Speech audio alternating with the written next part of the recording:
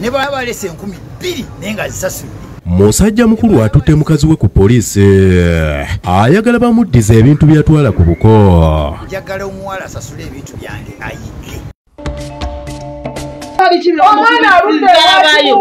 Bishop Jacito Kibuuka ali mu katulwa kukuba muweereza n'amwogoloza amulumiriza okubba emitwalo 4. Naye mukuba owange gwe bakubye obubi.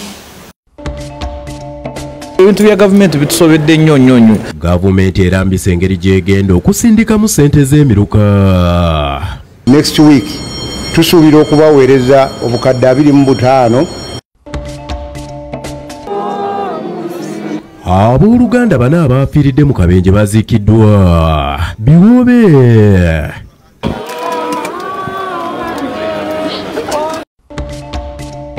Lindirira mu gataliiko nfuufu.